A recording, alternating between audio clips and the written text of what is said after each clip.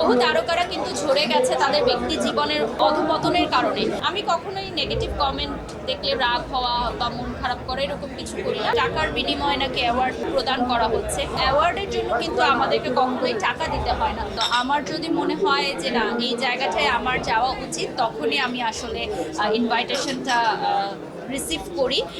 এছাড়া আমি দেখছি যে রিসেন্টলি অনেকই অ্যাওয়ার্ড শোগুলো হচ্ছে এবং এই অ্যাওয়ার্ড শোগুলোর জন্য কিন্তু আমাদের বাকিদেরও অনেকেরই বদনাম হচ্ছে, কারণ এই ধরনের কথা উঠে এসেছে যে টাকার বিনিময়ে নাকি অ্যাওয়ার্ড প্রদান করা হচ্ছে।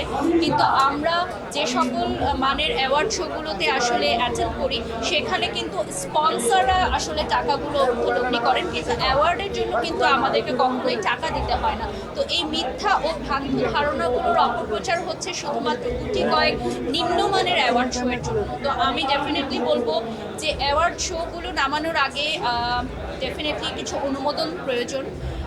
সেটা হচ্ছে আপনার সরকার কর্তৃপক্ষ থেকে বা ঊর্ধ্বতন কর্তৃপক্ষ থেকে আসা দরকার। এইটা আমি মনে করি এই মানটা যদি মেনটেন করা হয় তাহলে আমাদের অ্যাওয়ার্ড শোগুলোর নামে যে বদনামগুলো এখন লাগছে সেটা হবে।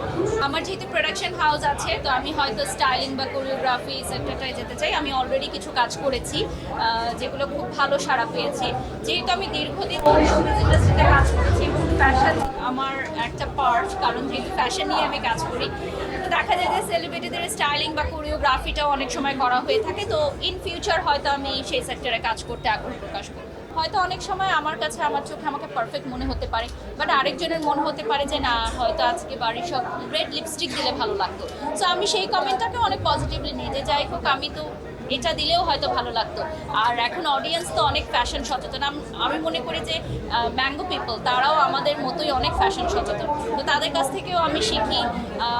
আমি কখনোই নেগেটিভ কমেন্ট দেখলে রাগ হওয়া বা মন খারাপ করা এরকম কিছু করি না। আমি সেটাকেও পজিটিভলি নেই, সাধুবাদ জানাই। আমি সবসময় মনে করি যে আমি যদি ঘরে শান্তিতে না থাকতে পারি, আমি বাইরে এসেও শান্তিতে কাজ করতে পারবো না। বহু তারকারা কিন্তু ঝরে গেছে তাদের ব্যক্তি জীবনের অধপতনের কারণে, ভুল মানুষের সাথে সম্পর্ক করা।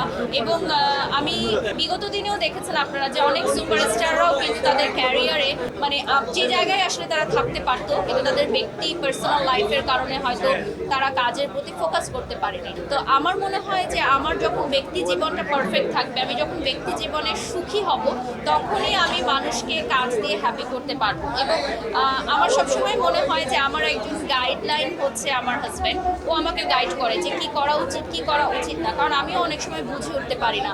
তো আমি মনে করি যে একজন মেন্টর, একজন গাইডলাইন খুবই জরুরি।